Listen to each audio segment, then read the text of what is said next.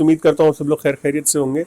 अच्छा स्टूडेंट्स, कुछ इश्यूज़ की वजह से मैं ये लेक्चर रिकॉर्ड नहीं कर पाया था, तो मैं आप लोगों को हमारे जो नया टॉपिक है उसके बारे में थोड़ा सा ओवरव्यू दे देता हूँ। हमारा जो नया टॉपिक है वो उसे कहते हैं एरर्स एंड रिकन्सिलिएशन।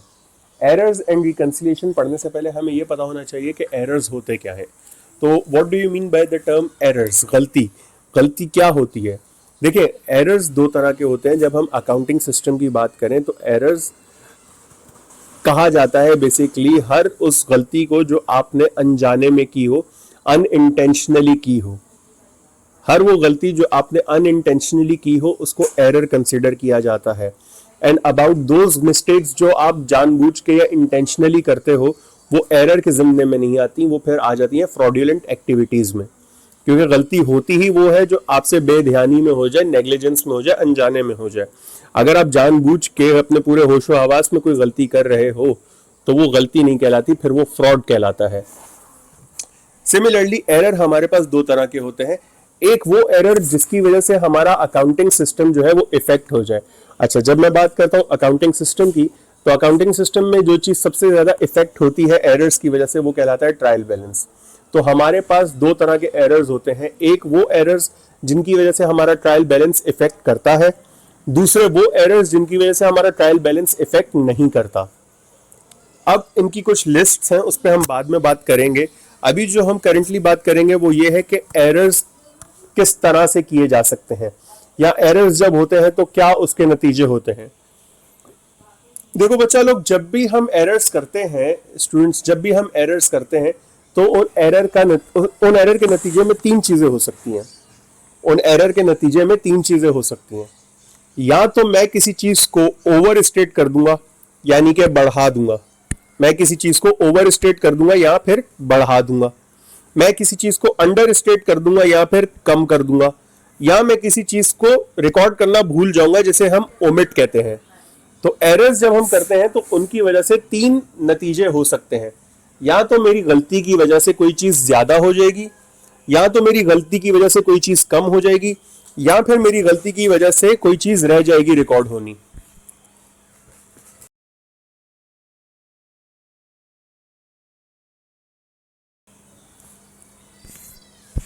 अब जब मैं बात करता हूं what do you mean by the term under state, what do you mean by the term over state, and what do you mean by the term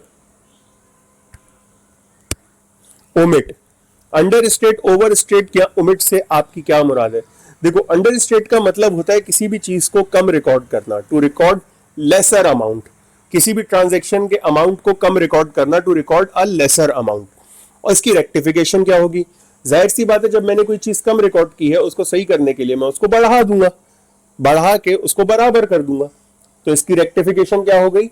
जब भी कोई चीज मैं अंडर स्टेट करता हूं, जब भी कोई चीज, कोई अमाउंट मैं अंडर स्टेट करता हूं, तो इसकी रेक्टिफिकेशन क्या है कि उसका जो रिमेनिंग, जो बैलेंस अमाउंट है उसको दोबारा रिकॉर्ड कर दूं, या फिर उस अकाउंट को बढ़ा के रिकॉर्ड कर दूं। तो इससे क्या होगा, मेरे पास जो भी चीज अंडर स्टेट हुई है वो बराबर हो जाएगी। अच्छा, अब दूसरी डिस्क्रिपेंसी क्या है कि अगर मैं किसी चीज को ओवर स्टेट कर दूं, मैंने किसी चीज को बढ़ा के लिख दिया, एक्स्ट्रा लिख दिया, या एक्सेसिव अमाउंट के साथ रिकॉर्ड कर दिया। मैंने किसी ट्रांजैक्शन को बढ़ा के लिख दिया, मैंने किसी ट्रांजैक्शन को एक्स्ट्रा रिकॉर्ड कर दिया या एक्सेसिव रिकॉर्ड कर दिया, तो इसको कहते हैं कि मैंने इस ट्रांजैक्शन को ओवर स्टेट कर दिया है, इस अकाउंट को ओवर स्टेट कर दिया। इसकी रेक्टिफिकेशन क्या है? जो भी आपका अकाउंट ओवर स्टेट हुआ है उसको रिवर्स बैक कर दो उस अमाउंट से जितने अमाउंट से वो ओवर स्टेट हुआ है।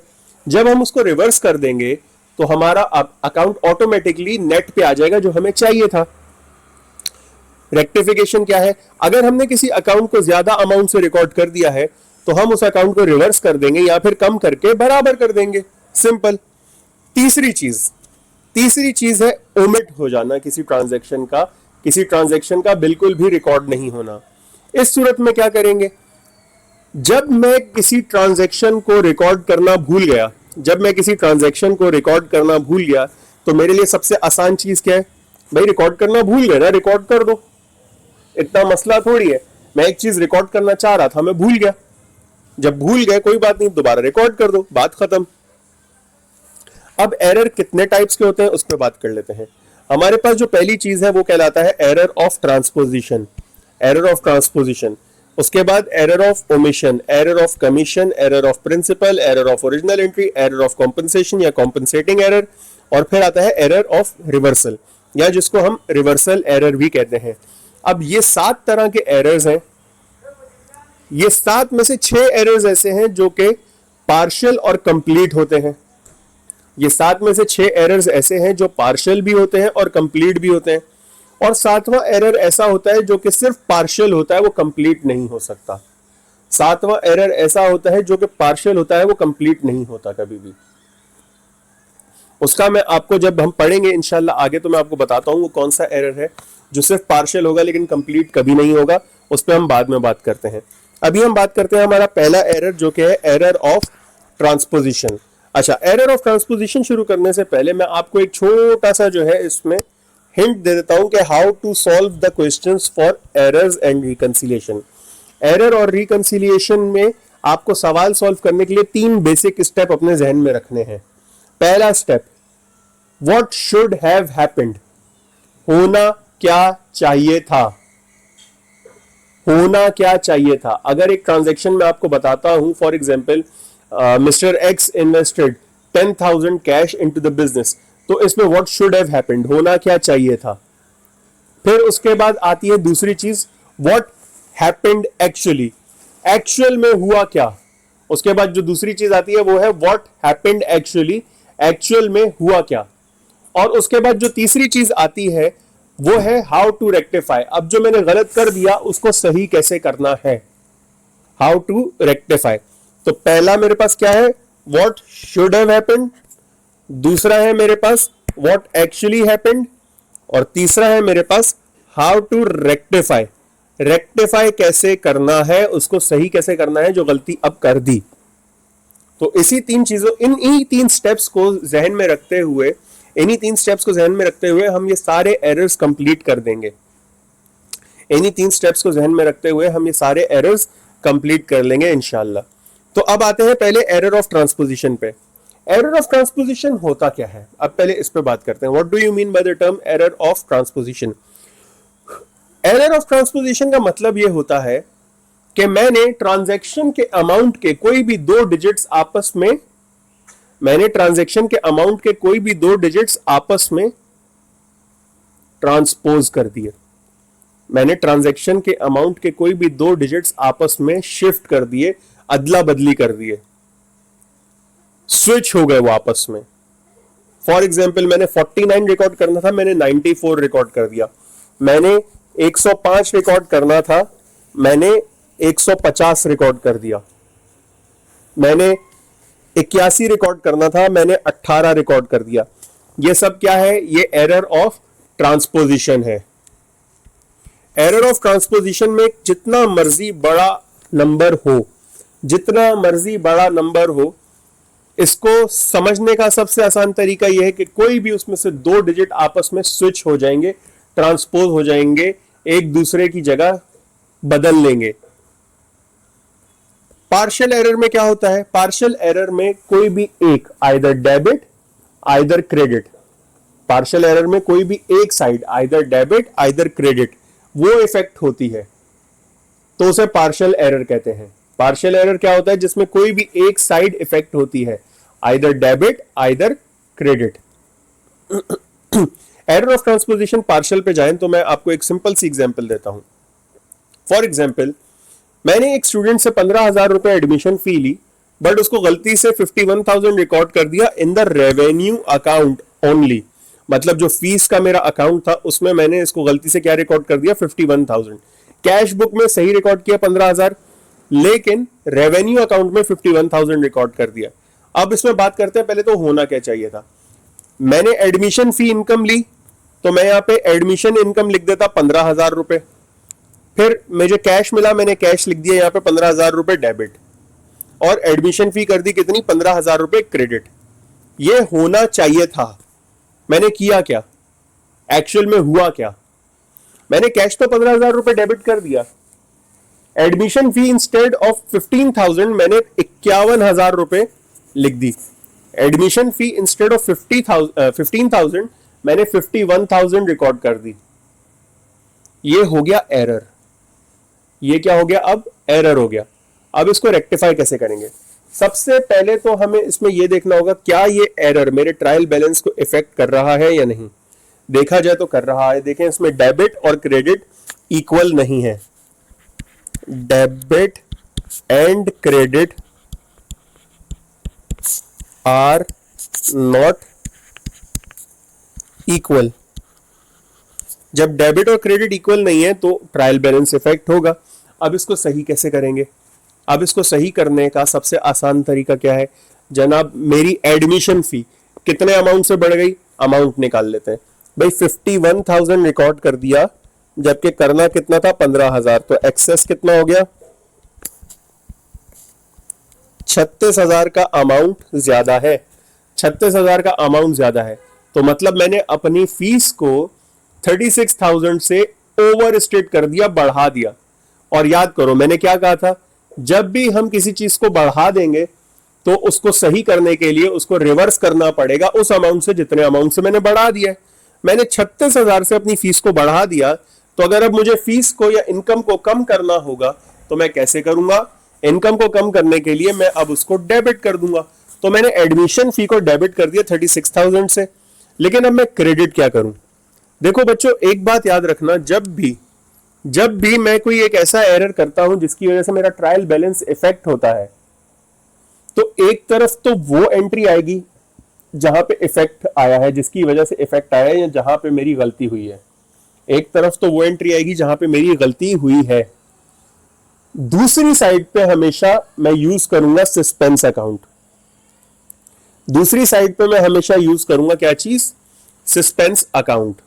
अब सवाल ये उठता है कि सर जी ये सस्पेंस अकाउंट क्या चीज है? सस्पेंस अकाउंट एक ऐसा अकाउंट होता है जो कि टेम्पररी तौर पे बनाया जाता है सिर्फ एरर्स को फाइंड आउट करने के लिए। जब भी मेरा ट्रायल बैलेंस टैली नहीं करता या मेरा डेबिट और क्रेडिट बराबर नहीं आता ट्रायल बैलेंस में, तो जो भी लोअर साइड होती है वहां पर सस्पेंस अकाउंट आ जाता है। मतलब वहां पर अब मुझे ढूंढना होता है कि मेरे एरर्स हुए हैं और मुझे उन एरर्स को सही करना है।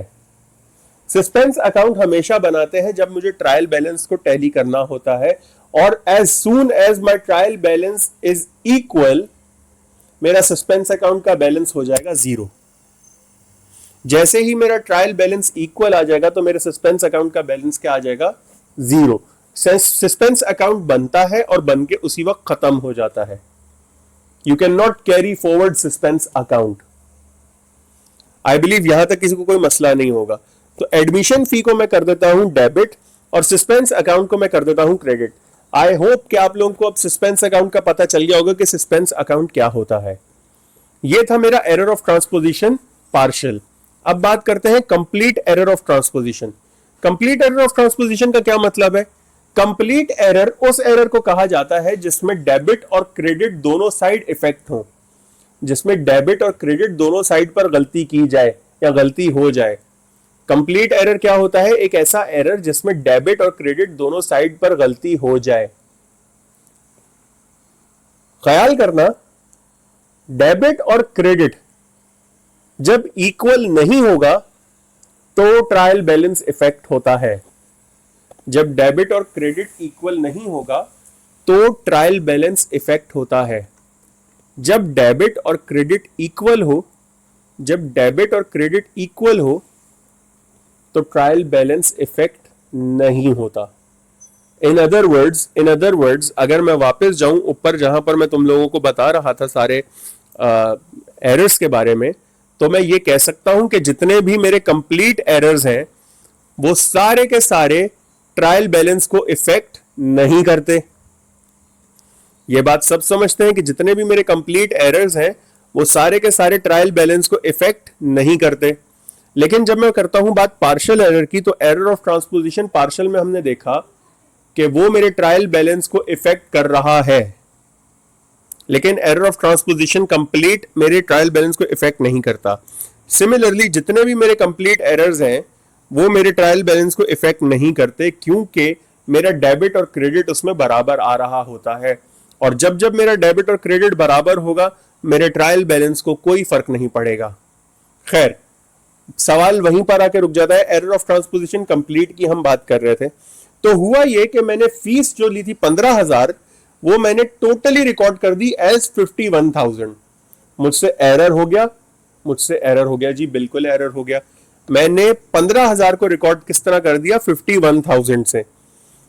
होना क्या चाहिए था? 15,000 डेबिट और 15,000 क्रेडिट। हुआ क्या? 51,000 डेबिट और 51,000 क्रेडिट। गलती हो गई दोनों जगह पर। इसको सही कैसे कराना है? अब मैंने कैश भी ओवर स्टेट कर दिया और फीस भी ओवर स्टेट कर दी। तो जब मैं कैश की बात करूंगा, कैश को अंडर स्टेट करने के लिए मैं क्या करूंगा? क्रेडिट कर दूंगा। कैश को मैंने क्रेडिट कर दिया। कितने अमाउंट से? जो एक्सेसिव अमाउंट था 36,000 का। Same goes for admission fee. Admission fee क्योंकि मेरी इनकम थी और इनकम को अब मुझे कम करना है, तो इनकम को कम करने के लिए हमेशा क्या करते हैं? डेबिट करते हैं। कितने अमाउंट से? जो एक्सेसिव अमाउंट था 36,000 का। इस तरह से मेरा ये वाला एरर भी रेक्टिफाई हो गया। आई बिलीव ये एरर ऑफ ट्रांसपोजिशन आप सबको समझ आ गया होगा। अब अगले एरर पे चलते हैं, which is error of omission. Error of omission क्या होता है? एरर ऑफ ओमिशन का मतलब यह है कि मैंने एक चीज रिकॉर्ड ही नहीं की। मैंने एक चीज रिकॉर्ड ही नहीं की। अगर ये पार्शियल एरर है तो कोई भी एक साइड, आइदर डेबिट या आइदर क्रेडिट, वो मैं रिकॉर्ड करना भूल जाऊंगा। अगर ये पार्शियल है तो डेबिट या क्रेडिट में से कोई भी एक साइड मैं रिकॉर्ड करना भूल जाऊंगा। फॉर एग्जाम्पल, मैं कहता हूं कि admission fee 50,000 recorded in revenue account but omitted from the cash book. मेरी एडमिशन फी थी 15,000, वो मैंने एडमिशन फी तो रिकॉर्ड कर दी 15,000, रेवेन्यू तो रिकॉर्ड कर दिया, लेकिन मैं कैश बुक में रिकॉर्ड करना भूल गया। हो सकता है जी, बिल्कुल हो सकता है। तो एक्चुअल में होना क्या चाहिए था? एक्चुअल में होना यह चाहिए था कैश डेबिट और एडमिशन फी क्रेडिट। कितने से? 15,000 से। एक्चुअल में हुआ क्या? होना क्या चाहिए था वो तो हमें पता है, लेकिन हुआ क्या?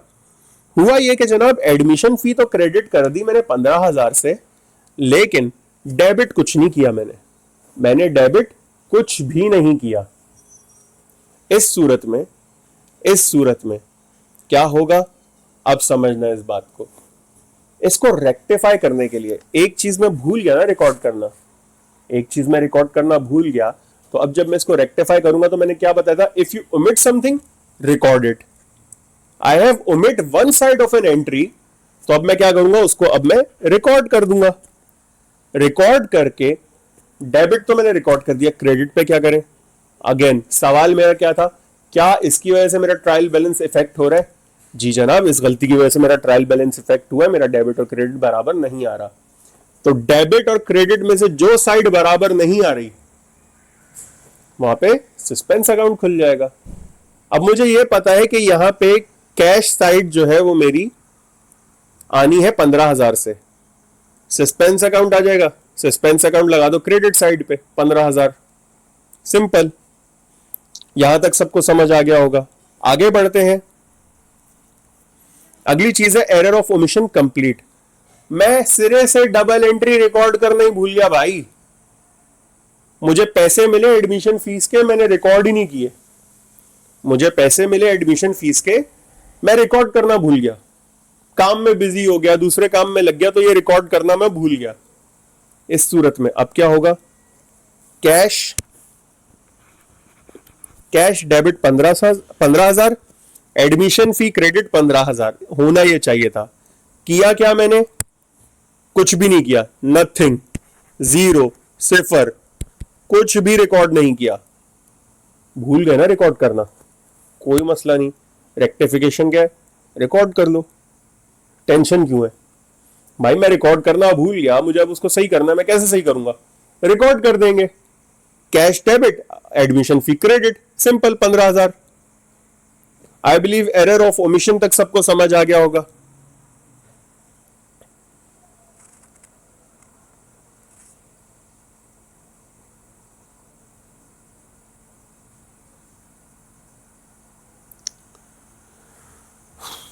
आगे बढ़ते हैं। अगला जो हमारा एरर है वो कहलाता है एरर ऑफ कमीशन। अच्छा, एरर ऑफ कमीशन क्या चीज है? एरर ऑफ कमीशन को समझने से पहले आप पहले ये समझो, हमने अभी तक 5 हेड्स ऑफ अकाउंट पढ़े थे। हमने क्या पढ़े थे? 5 हेड्स ऑफ अकाउंट। कौन कौन से? Asset, liability, capital, expenses, revenue. Asset, liability, capital, expenses और रेवेन्यू। ये अल्सर सबको पता है, अल्सर सबको पता है, सबको पता है कि जनाब ये अल्सर क्या चीज है और अल्सर किस तरीके से वर्क करता है। तो एरर ऑफ कमीशन पढ़ने से पहले हम पढ़ेंगे एरर ऑफ प्रिंसिपल। हम क्या पढ़ेंगे? Error of principle. Error of principle क्या होता है? जैसे मैंने अभी आपको कहा, asset, liability, capital, expenses, revenue, हमने ये 5 हेड्स पढ़े थे।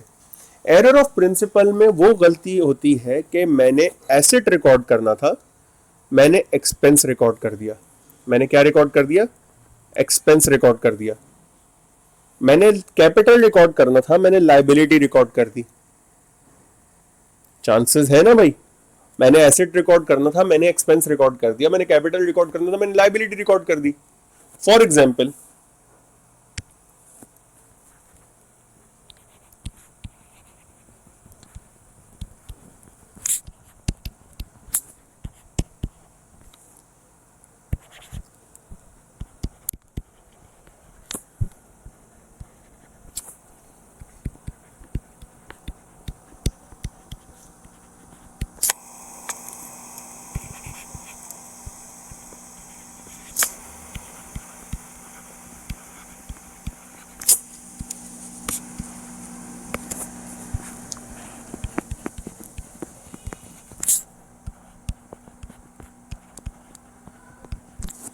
admission fee for 15,000 was incorrectly recorded as an accrued expense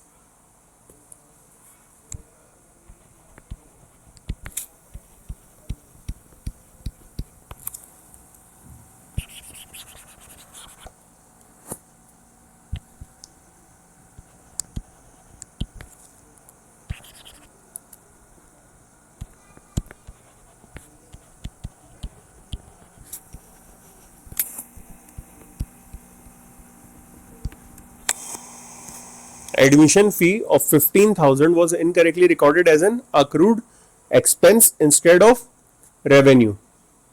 accrued expense instead of revenue ये क्या कहलाता है? अच्छा, मैं इसको लिख देता हूं यहां पे, पार्शियल एरर है। ये हम पार्शियल सिखा रहे हैं अभी। होना क्या चाहिए था? देखो, अब जो मैं ग्रीन से लिख रहा हूं इसका क्या मतलब है? होना क्या चाहिए था? What should have happened?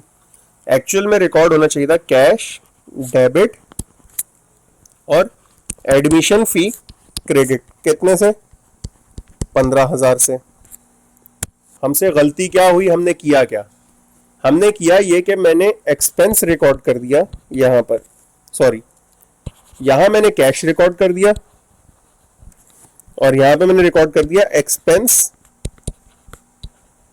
Payable. यहां पे मैंने क्या रिकॉर्ड कर दिया? Expense payable. कितना? 15,000। अब मुझे बताओ इसको सही कैसे करेंगे? सही करना तो बात की बात है, पहले मुझे ये बताओ क्या यहां पर मेरा ट्रायल बैलेंस इफेक्ट कर रहा है? नहीं कर रहा, क्योंकि मेरा डेबिट और क्रेडिट दोनों चीजें बराबर हैं, तो यहां पर मेरा ट्रायल बैलेंस इफेक्ट नहीं कर रहा। मेरा ट्रायल बैलेंस यहां पर अगर इफेक्ट नहीं कर रहा तो क्या यहां पे कोई सस्पेंस अकाउंट नाम की चीज बनेगी? नहीं बनेगी।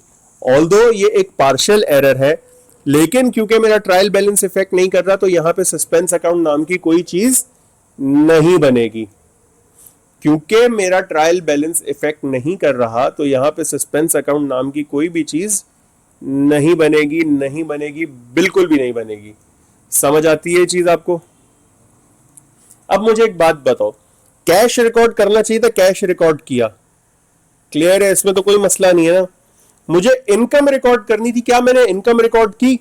नहीं, मैंने इनकम रिकॉर्ड नहीं की, तो इनकम यहां पे मैं रिकॉर्ड कर दूंगा, एडमिशन फी क्रेडिट कर दूंगा। कितने से? 15,000 से। ये इनकम तो रिकॉर्ड हो गई जो होनी चाहिए थी। कैश तो मैंने ऑलरेडी रिकॉर्ड कर दिया था, इनकम मैंने अभी रिकॉर्ड कर दी। अब सही क्या करेंगे? देखो, मैंने एक एक्सपेंस पेबल जनरेट कर दिया था, मैंने एक अक्रूड एक्सपेंस जनरेट कर दिया था, मैंने एक अक्रूड एक्सपेंस जनरेट कर दिया था, क्या ये अक्रूड एक्सपेंस जनरेट होना चाहिए था? क्या ये अक्रूड एक्सपेंस जनरेट होना चाहिए था? नहीं, ये अक्रूड एक्सपेंस जनरेट नहीं होना चाहिए था। तो जब मैं इसको रेक्टिफाई करूंगा, मैं इस अक्रूड एक्सपेंस को, या ये जो एक्सपेंस पेबल है इसको मैं खत्म कर दूंगा। ये जो एक्सपेंस पेबल है इसको मैं क्या करूंगा? खत्म कर दूंगा। और इसको खत्म करने के लिए मुझे क्या करना पड़ेगा? ये मैंने एक लाइबिलिटी जनरेट कर दी थी, लाइबिलिटी को खत्म करने के लिए उसको डेबिट कर देंगे। तो मैं अपने एक्सपेंस पेबल को डेबिट कर दूंगा कितने से? 15,000 से। ये चीज समझ आती है? अब आते हैं एरर ऑफ प्रिंसिपल कंप्लीट पे।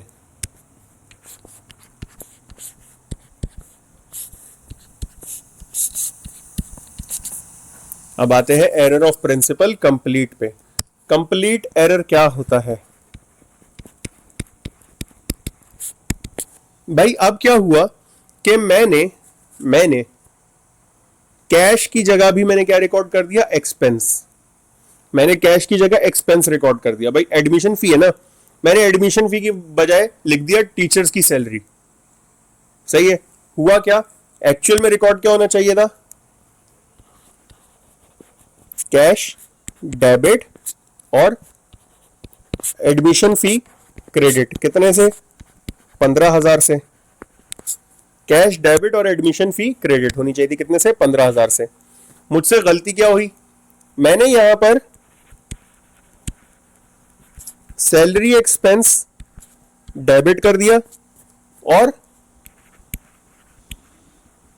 सैलरी पेबल क्रेडिट कर दिया। कितने से? 15,000 से। ये चीज समझ आती है?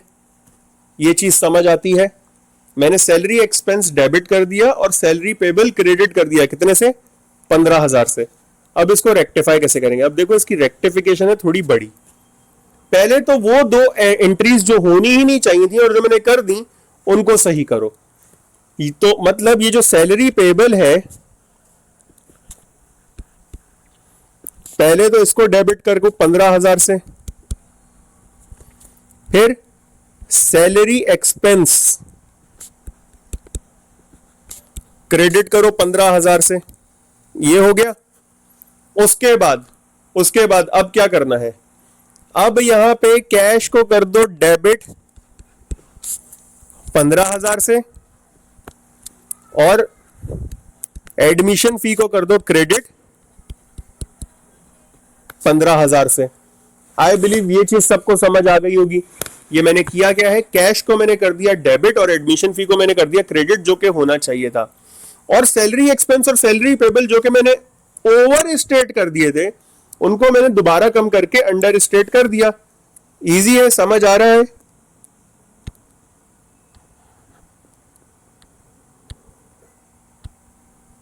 किसी का कोई सवाल है तो आप लोग मुझसे पूछ सकते हैं। लेक्चर के आखिर में मैं आप सबको अपना नंबर बता दूंगा।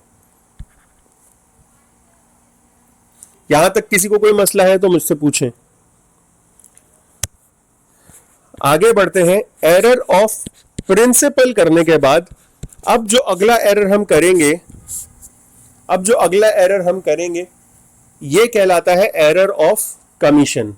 देखो अभी मैंने एक बात बोली, एरर ऑफ प्रिंसिपल के अंदर हमारा हेड ऑफ अकाउंट चेंज हो गया था।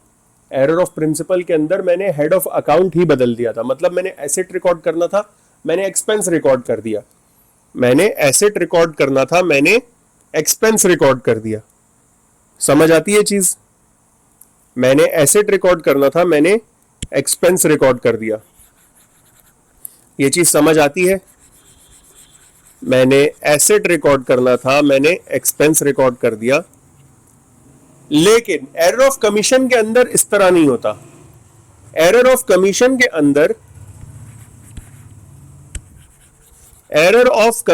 अंदर मेरा हेड ऑफ अकाउंट सेम रहता है। लेकिन मसला क्या होता है कि हेड ऑफ अकाउंट में अकाउंट का नाम चेंज हो जाता है। मैं अकाउंट चेंज कर देता हूं। हेड ऑफ अकाउंट मेरा सेम रहता है बट मैं सिर्फ अकाउंट नेम चेंज कर देता हूं। पहले आते हैं पार्शियल एरर पे। तो हुआ ये कि जनाब मुझे एडमिशन फी मिली कैश में, मुझे एडमिशन फी मिली किस तरह, कैश में। मैंने admission fee instead of cash क्या रिकॉर्ड कर दी कि जनाब ये तो मुझे बैंक में मिली है। मैंने इंस्टेड ऑफ कैश क्या रिकॉर्ड कर दिया, बैंक रिकॉर्ड कर दिया। एरर हो गया, एरर हो गया ना। इंस्टेड ऑफ कैश क्या रिकॉर्ड कर दिया मैंने, बैंक रिकॉर्ड कर दिया, मतलब एरर हुआ मुझसे, मुझसे एरर हुआ। होना क्या चाहिए था, cash debit admission fee credit 15,000 से। हुआ क्या, bank debit admission fee credit 15,000 से। अब इसको सही कैसे करेंगे, एडमिशन फी क्रेडिट होनी चाहिए थी, वो मैंने क्रेडिट कर दी। कैश डेबिट होना चाहिए था, वो मैंने डेबिट नहीं किया। तो अब मैं पहले कैश को डेबिट करूंगा, अब मैं पहले कैश को डेबिट करूंगा। कैश डेबिट कर दिया, और उसके अगेंस्ट जो मैं क्रेडिट करूंगा वो ये बैंक है जो मैंने 15,000 से बढ़ा दिया था। क्या बैंक 15,000 से बढ़ना चाहिए था, नहीं बढ़ना चाहिए था। मैंने बढ़ा दिया, बढ़ा दिया जी, बिल्कुल बढ़ा दिया, गलती हुई, हो गई। अब सही कैसे करें, याद करो, अगर कोई चीज ओवर स्टेट हो जाती है तो उसको मैं रिवर्स कर देता हूं उस अमाउंट से जितने अमाउंट से वो बढ़ी है। तो मैंने बैंक को 15,000 से रिवर्स कर दिया, क्रेडिट कर दिया, और उसको मैं जीरो इंपैक्ट पे ले आया। आई बिलीव ये चीज सबको समझ आ गई होगी। अब आते हैं कंप्लीट एरर ऑफ कमीशन पे। तो हुआ ये, एडमिशन फी मिली मुझे 15,000, जो कि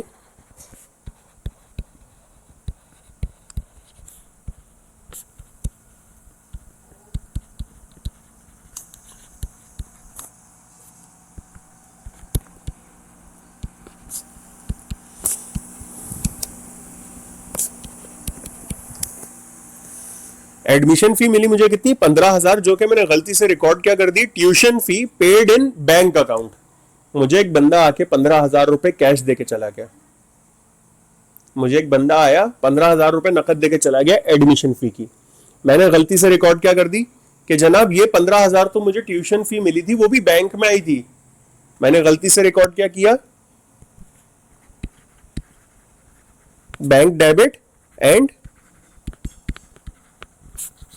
ट्यूशन फी क्रेडिट। ये चीज समझ आती है। अब इसको सही कैसे करेंगे भाई, मुझे एक बात बताओ, क्या ट्यूशन फी क्रेडिट होनी चाहिए थी, नहीं होनी चाहिए थी, लेकिन मैंने कर दी। अब उसको सही करने के लिए मैं क्या कर दूंगा, डेबिट कर दूंगा, क्योंकि ओवर स्टेट हो गई थी। ट्यूशन फी की मद में तो मुझे कुछ मिला ही नहीं, मुझे तो एडमिशन फी के 15,000 मिले थे। क्लियर है ये चीज। फिर कैश, जो कि एक्चुअल में डेबिट होना चाहिए था, उसको डेबिट कर दिया मैंने। अब बैंक जिसको मैंने डेबिट कर दिया गलती से, उसको मैं पहले करूंगा क्रेडिट, जो कि नहीं होना चाहिए था, वो तो मेरी गलती की वजह से हुआ था। और अब यहां पर एडमिशन फी जिसको मैंने क्रेडिट करना था, उसको क्रेडिट कर दिया। तो देखो, तो tuition fee debit credit cancel हो गई, 15,000, net impact zero. Bank debit bank credit 15,000, net impact zero. और आखिर में इंपैक्ट किसका आया, कैश डेबिट और एडमिशन फी क्रेडिट, जो कि हमें करना था एक्चुअल में। उम्मीद करता हूं आप सबको यहां तक समझ आ गया होगा। अगर किसी को कोई मसला हो तो आप लोग मुझसे कांटेक्ट कर सकते हैं, आप लोग मुझसे कांटेक्ट करके पूछ सकते हैं। इंशाल्लाह अगली क्लास में हम बाकी के 3 एरर्स पे बात करेंगे। अभी हमने 4 एरर्स पे बात कर ली, error of transposition, error of omission, error of principle and error of commission. बाकी के 3 एरर्स हमारे पास रह गए हैं, जिसमें आ जाता है हमारे पास error of original entry, error of reversal and error of compensation, या जिसको कॉम्पेंसेटिंग एरर कहा जाता है। बहुत इजी है, आराम से करते हैं, कोई मसले वाली बात नहीं है। इंशाल्लाह नेक्स्ट क्लास में मैं आपको वो 3 एरर्स करवा दूंगा। अपना ख्याल रखिएगा। इंशाल्लाह नेक्स्ट क्लास में आप सबको मिलते हैं आप सबसे। अल्लाह।